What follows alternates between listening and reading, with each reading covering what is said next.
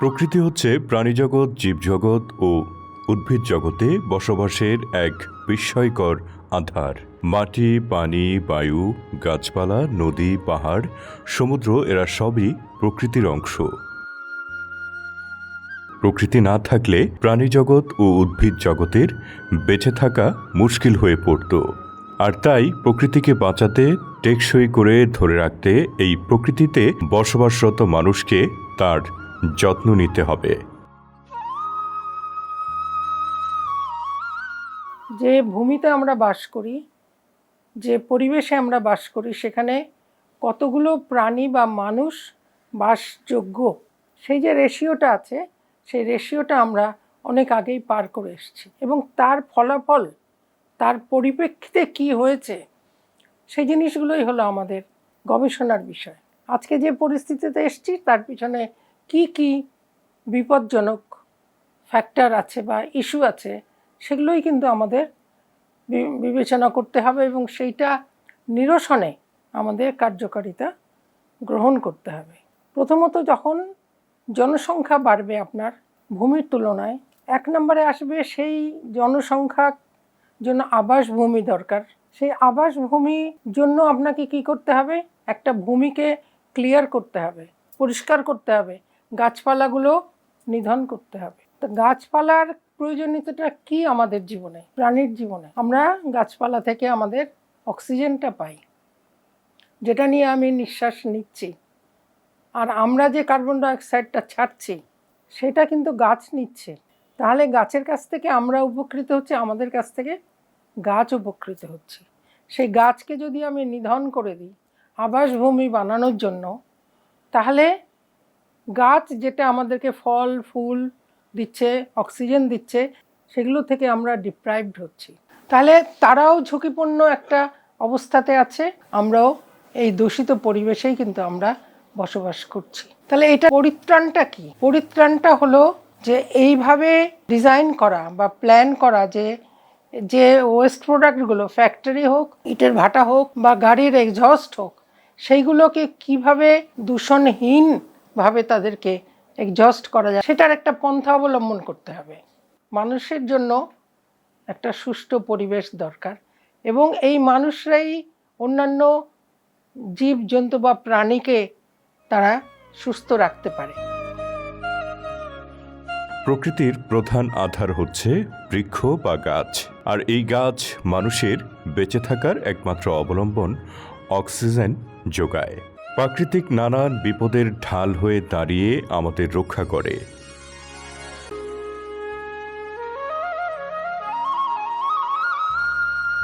একটি দেশের প্রাকৃতিক পরিবেশকে সুরক্ষা করতে তার চারিপাশে কমপক্ষে 40% বন বা গাছ থাকা জরুরি।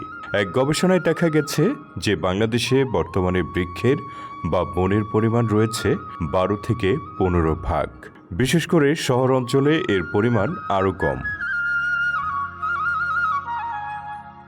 আমাদের দেশে প্রায় 6000 প্রজাতির গাছপালা আছে এবং এক একটা এলাকায় এক এক ধরনের গাছপালা সেখানে ছড়িয়ে ছিটিয়ে আছে। এর মধ্যে এই বছরই প্রকাশিত হয়েছে আমাদের IUCN, তারা প্রায় 1000 গাছের একটা মূল্যায়ন করেছে এবং সেই মূল্যায়নে দেখা গেছে যে 395 প্রজাতির গাছ একেবারে বিপন্ন অবস্থায় আছে। মানে যে কোনো সময় এই সমস্ত প্রজাতি আমাদের পরিবেশ থেকে হারিয়ে যেতে পারে। তো এই যখন অবস্থা, তখন আমাদের কিন্তু গাছপালা সংরক্ষণে অবশ্যই নজর দেওয়া উচিত এবং কোনো প্রজাতির গাছ যেন হারিয়ে না যায়। এটা গবেষণায় দেখা গেছে যে একটা প্রজাতির উপরে অন্তত আরও 30টা জীব বৈচিত্র্য নির্ভরশীল। তাদের খাবার, আশ্রয়, বিভিন্ন কারণে তারা সেই গাছপালার উপর নির্ভর করে। তো এই যে আন্তঃনির্ভরশীলতা, এটা কোনোভাবেই যেন এই শৃঙ্খলটা নষ্ট না হয়। হিজল গাছ এখন খুঁজে দেখতে হয় পার্কে, কিন্তু যে হিজল গাছের থাকার কথা ছিল জলাশয়ের ধারে। এই যে পরিবেশগুলো নষ্ট হয়ে যাচ্ছে বা আমরা নানা কারণে, বিশেষ করে আমাদের বিল্ডিং হচ্ছে, মানুষের আবাসন এবং অন্যান্য কলকারখানা হচ্ছে, এগুলোর কারণেই কিন্তু আস্তে আস্তে ঢাকা শহরের গাছপালা অনেক লোপ পেয়ে যাচ্ছে। যে সমস্ত বিল্ডিং হচ্ছে সেই বিল্ডিংগুলোকে সবুজ শ্যামল পরিবেশ বান্ধব বিল্ডিংয়ে পরিণত করা এবং ছাদে বাগানের ব্যবস্থা করা। এই ঢাকা শহরে প্রায় 53টা পার্ক আছে। এই পার্কের পাশাপাশি কিন্তু একটা সমৃদ্ধ জাতীয় উদ্ভিদ উদ্যান আছে মিরপুরে এবং সেটিতে দেশে যত উদ্ভিদ বৈচিত্র্য আছে তার প্রায় 6 ভাগের 1 ভাগ উদ্ভিদ প্রজাতির অবস্থান কিন্তু এই বাগানে আছে। প্রায় 1041 প্রজাতির গাছ আমাদের এখানে আছে এবং এরপর থেকে আস্তে আস্তে কিন্তু বাগানের প্রজাতিগত বৈচিত্র্য কিন্তু বাড়ছে, আর এখানে কিন্তু নিত্য নতুন গাছের বিভিন্ন জাতেও সমৃদ্ধ হচ্ছে। তো এই বাগানেও আমরা যদি তাকিয়ে দেখি যে এখানে দেশের অনেক বিপন্ন গাছ বা বিলুপ্ত প্রজাতির গাছ এই উদ্ভিদ উদ্যানে কিন্তু আছে।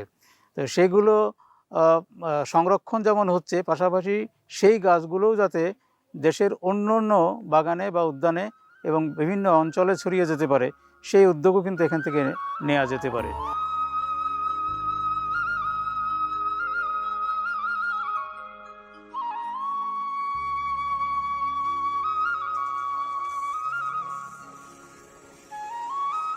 প্রকৃতি হলো আল্লাহ তাআলার দেয়া মানবজাতির জন্য এক মহা নিয়ামত, আর এই প্রকৃতি রক্ষায় প্রয়োজন পরিবেশকে সুরক্ষিত রাখা।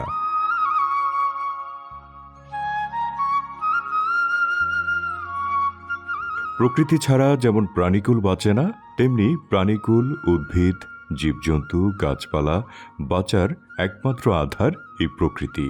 তাই প্রকৃতি ও পরিবেশকে বলা হয় একে অন্যের পরিপূরক। প্রাণ প্রকৃতিকে যদি বুঝতে হবে ইকোসিস্টেমটা কেমনে চলে। ইকোসিস্টেম এমন এক জিনিস যে প্রকৃতিতে গাছপালা যারা থাকে তারা কিন্তু খাদ্য প্রস্তুত করে, তারা সূর্যের আলোর সাথে মিশে আমাদের কার্বন ডাইঅক্সাইড নেয় বাতাস থেকে এবং আমাদের পানির মাধ্যমে তারা কিন্তু খাদ্য প্রস্তুত করে। সেই খাদ্য খেয়েই কিন্তু আমরা কনজিউমাররা বেঁচে থাকি এবং দিন শেষে গাছ এবং আমরা যখন মরে যাই তখন আমাদের অণুজীব বা আমাদের ভাইরাস, ব্যাকটেরিয়া বা ডিকম্পোজাররা আমাদেরকে ভক্ষণ করে আবার প্রকৃতিতে ফেরত দেয় অক্সিজেন, নাইট্রোজেন বা অন্য উপাদানগুলি। এখানে দেখার বিষয় যে গাছ না থাকলে কিন্তু আমাদের অন্য প্রাণী থাকতে পারবে না। গাছ যেমন খাদ্য প্রস্তুতের মধ্য দিয়ে অক্সিজেন তৈরি করে, কার্বন ডাইঅক্সাইড শুষে নিয়ে সে কিন্তু একটা প্রকৃতি ব্যালেন্স করে, আর আমরা অক্সিজেন নিই, কার্বন ডাইঅক্সাইড ছাড়ি, সেইভাবে কিন্তু প্রকৃতিকে তারা ব্যালেন্স করে। সুতরাং একটি জায়গার ইকোসিস্টেম যদি সুস্থ না হয়, সঠিকভাবে যদি গাছপালা না থাকে, সেখানে কিন্তু প্রাণীগুলো থাকতে পারবে না। একটা বনের যে খাদ্য শৃঙ্খল সেটা নির্ভর করে গাছপালা এবং তার মধ্যে ক্ষুদ্র ক্ষুদ্র প্রাণী, যেটাকে আমরা পোকামাকড় বলি, তারপরে বড় বড় প্রাণী, তারপরে আমাদের আশেপাশের জনপদের মানুষ সেখান থেকে রিসোর্স নিয়ে কিন্তু প্রতিপালন করে তার জীবনধারা। আমরা যদি বন উজাড় করে ফেলি, আমরা যদি বাঘ মেরে ফেলি, আমরা যদি ছোট ছোট পোকামাকড় মেরে ফেলি, তাহলে কিন্তু আমাদের যে শৃঙ্খলা ছিল, খাদ্য শৃঙ্খল বলি, সেখানে কিন্তু সমস্যা তৈরি হয়। প্রাণ প্রকৃতি মানেই হচ্ছে গাছপালা এবং প্রাণীকুল, এই দুটির সমন্বয়। একটি নিরাপদ অঞ্চল যেখানে এই প্রাণীকুল বিচরণ করবে, তেমন গাছপালা সংরক্ষিত থাকবে তাদের স্বকীয় বৈশিষ্ট্য নিয়ে। এরকম একটা জায়গাকে আমরা বলি স্বাস্থ্যকর ইকোসিস্টেম বা হেলদি ইকোসিস্টেম। সেইরকম একটা ইকোসিস্টেম কিন্তু আমরা হারিয়ে ফেলছি। আমাদের বাংলাদেশে এখন যে জনসংখ্যার চাপ, সেই জনসংখ্যার চাপের কারণে প্রকৃতি থেকে নানাভাবে এই প্রকৃতিকে নানাভাবে শাসন করছি। এখন থেকে সচেতন হওয়া উচিত সকল প্রাণীকে, সকল মানুষকে, তাহলেই একটি সুস্থ প্রাণ প্রকৃতি দিয়ে যাওয়া সম্ভব হবে বলে আমার বিশ্বাস।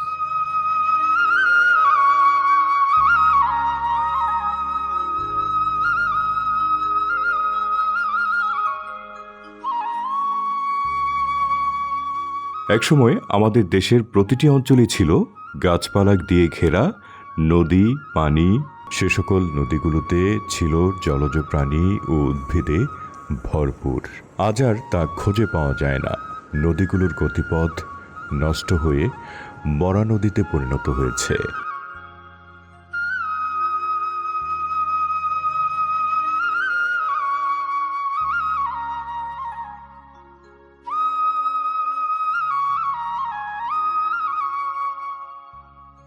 জলাভূমি এটি ব্যাপকভাবে ব্যাপক হারে কমে গেছে। 40 বছরের মধ্যে যে জলাভূমি, জলাশয়গুলো ছিল সেগুলো কিন্তু, যেটাকে আমরা ওয়েটল্যান্ডস বলি, এগুলো প্রায় 60 ভাগ বা তারও বেশি এলাকা আমরা কিন্তু দখল করে ফেলেছি, বা আমরা সেগুলোতে বিভিন্ন ধরনের নগরায়নের ফলে যে স্থাপনা নির্মাণ সেগুলো করেছি।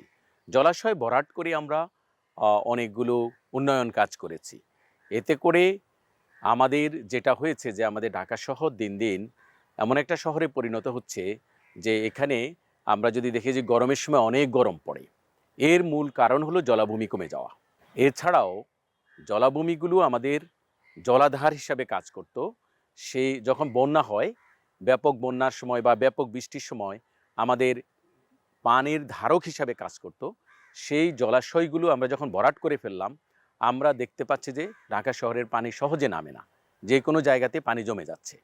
সো এই বিষয়গুলোকে চিন্তা করে বহু আগেই আমরা উদ্যোগ গ্রহণ করি যে ঢাকা শহরের চারপাশের যেই নদীগুলো আছে সেইগুলোকে সংরক্ষণ করতে হবে। সেই প্রেক্ষাপটে আমরা কিন্তু নদীগুলোকে প্রতিবেশগত সংকটাপন্ন এলাকা ঘোষণা করেছি। ঢাকার চারপাশে যে নদীগুলো আছে, বুড়িগঙ্গা, তুরাগ, শীতলক্ষা, বালু। একটা বিষয় মনে রাখতে হবে, আমরা যা কিছুই করি তা কিন্তু জলাভূমি যদি না থাকে, সবুজ যদি না থাকে, প্রতিবেশ যদি না থাকে, তাহলে একটা বিষয় হবে যে আমরা কিন্তু এর একটা অভিঘাত বা যেটাকে আমরা বলি অ্যাডভার্স ইম্প্যাক্টস, সেটা আমরা পেতেই থাকব। আমরা বন্যা হলে আমরা ডুবে যাব, এবং বেশি বৃষ্টি হলেও আমরা ডুবে যাব, এবং গরমের সময় আমরা অনেক গরম অনুভব করব। এই বিষয়গুলো মাথায় রেখে আমরা মনে করছি যে একটা সমন্বিত পরিকল্পনা করে আমাদের প্রাকৃতিক জলাভূমিগুলোকে আর ভরাট করা যেন না হয় সেগুলো বন্ধ করতে হবে। নদী, নালা, জলাভূমি ছিল যেগুলো, সেগুলোকে অবশ্যই আমাদের যতটুকু সম্ভব পুনরুদ্ধার করতে হবে, সংরক্ষণ করতে হবে। এখন বিশ্বের অন্যতম সমস্যা পরিবেশ দূষণ সমস্যা। সময়ের পরিবর্তনের সাথে সাথে পরিবেশ দূষণের মাত্রাও বেড়েছে দ্বিগুণ। অতিরিক্ত জনসংখ্যার চাপে তাদের আবাসস্থল নির্মাণ, অপরিকল্পিত শিল্প কারখানা নির্মাণ ও নগরায়নের কারণে পরিবেশের মাত্রাতিরিক্ত ক্ষতি সাধিত হচ্ছে। মানুষের চাপ আর অপরিকল্পিত নগরায়নের ফলে ঢাকা এখন এক দূষণের রাজ্যে পরিণত হয়েছে।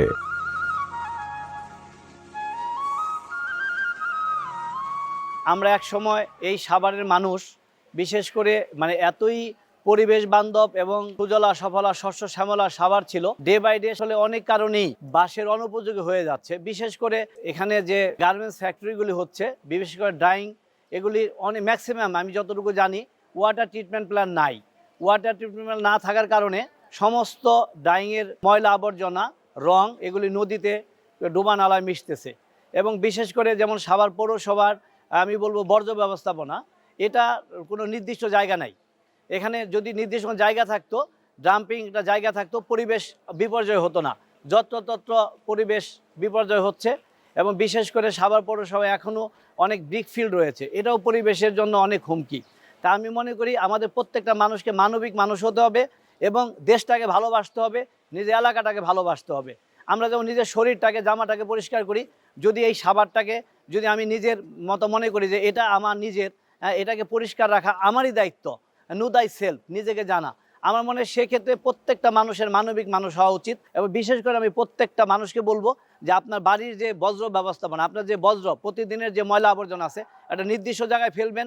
এবং পৌর কর্তৃপক্ষের প্রতি আমার বিনীত অনুরোধ থাকবে যে আপনারা একটা নির্দিষ্ট জায়গা করে সেই জায়গার মধ্যে যদি ময়লাগুলি ফেলা হয় এবং যত্রতত্র আমরা একটা পলিথিনে ফেলে রাস্তায় ফেলে চলে যাই, এই দুর্গন্ধটা তো আপনার আমার বাচ্চাই যায়, এটা তো আলটিমেটলি যে নাকে যায়, সেটা পাকস্থলীতে যায়, অসুখ হয় আমাদের। অতএব এখান থেকে বেঁচে থাকার জন্য আমাদের প্রত্যেককে নিজ নিজ জায়গা থেকে অন্তত এই বজ্রগুলি যত্রতত্র না ফেলে আমরা নির্দিষ্ট জায়গায় ড্রাম্পে ফেলে এবং সেখানে পৌরসভার গাড়ি আসলে আমরা সেখানে দিয়ে দিব। মিল ইন্ডাস্ট্রির যারা মালিক আছেন তাদেরকে বলবো আপনারা আপনাদের মিল ইন্ডাস্ট্রিগুলিতে অন্তত আপনাদের ওয়াটার ট্রিটমেন্ট প্ল্যান করে তারপরে আপনারা পানি রিফাইন করে সেইগুলি আপনারা নদী নালায় ফেলেন। আমাদের নদীতে আগে অনেক ভালো ভালো মাছ পাওয়া যেত, আমরা নদীতে গোসল করতাম, সেই দিনগুলি আমাদের হারিয়ে যাচ্ছে। বাচ্চাদের যদি বলি যে এই নদীতে আমরা গোসল করতাম, বাচ্চারা হাসে, বলে হাউ ইট পসিবল, ইহাও কি সম্ভব, এই দুর্গন্ধজনক জায়গায় নৌকা দিতে পার হওয়া যায় না, তোমরা গোসল কীভাবে করতা। অর্থাৎ আমি মনে করি সেই পরিবেশ আমাদের ফিরিয়ে আনা উচিত এবং প্রত্যেকটা লোককে নিজ নিজ জায়গা থেকে আমাদের নিজস্ব সচেতনতা বোধ যদি জাগ্রত হয়, তাহলে আমরা আবার এই দেশটাকে সুন্দরভাবে সেই সুজলা সফলা শস্য শ্যামলা বাংলাদেশ, সেই সোনার বাংলা করতে পারবো।